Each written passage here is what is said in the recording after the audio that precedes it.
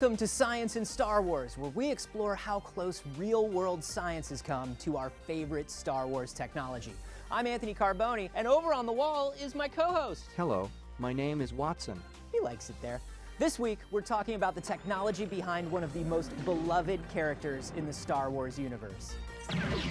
That's right, Boba Fett, the universe's most famous bounty hunter. Using modified versions of his clone father Jango's armor, Boba Fett is packed with technology. He has an armored chest plate, a back-mounted jetpack, wrist gauntlets housing a fiber cord whip, a mounted blaster, and a mini flamethrower. And his helmet includes a targeting rangefinder, macro binocular viewplate, and internal comm link. Boba Fett is cool. Each of us believes that if we only had the right tech, we could be Boba Fett. So let's run through it. Personal body armor is definitely a thing you can buy. It's a little expensive, but so is catching Han Solo. He's no good to me dead. You could even buy a personal flamethrower and, well, I'm not sure what you would use a personal flamethrower for. But we do hit a bit of a snag when it comes to jetpacks. Yes, they're real, but they aren't totally effective. But if there's one thing we all think about when it comes to Boba Fett, it is that sweet, sweet helmet. We don't ever get to see what Boba sees, but I think we can assume he has some pretty high-end stuff in there. Probably something along the lines of what IBM is working on at their hyper-imaging labs. If Boba Fett had radar imaging in his helmet, he would be able to see through conditions of limited visibility, such as snow, rain, or fog.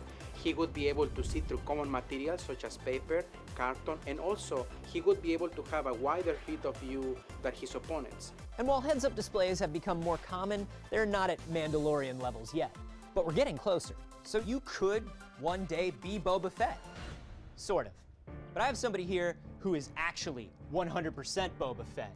It's Daniel Logan. Welcome, sir. Thank you, Anthony. How you doing? I'm good, man. So we have talked about the tech. What do you love so much about the character? I have to say probably his armor, but I feel like the fact that he can be so still. Yeah, he's got that quiet stillness. He's a little imposing.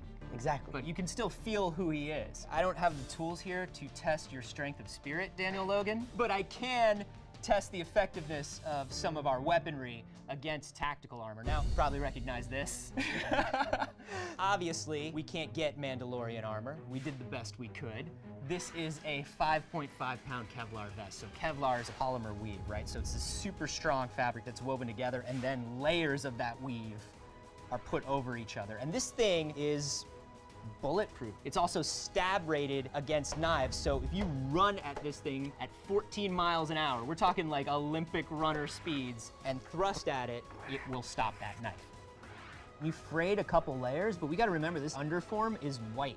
So what we're seeing is black, which means we didn't get through the second layer. We did not do it. Let's try something a little more Star Warsy. All right, fire laser. Wow. Woo! Boba is smoking. Started like instantly. We really only got through canvas and paint. Just the paint, yeah. I I don't even think we got through the canvas.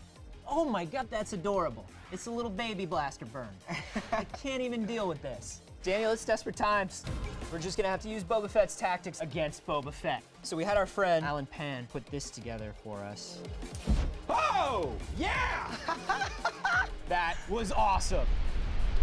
I don't think it did anything. Absolutely nothing. Nothing at all. Maybe a couple little singes, but nothing. He is the baddest bounty hunter in the galaxy, after all. Oh no, we are not going out like that. R3 attack! Yeah! Yes! Do it! Use your aggressive feelings, boy! Let the hate flow through you! Okay, back up! Well, Daniel Logan, thank you so much for trying. Thank you so much for having me.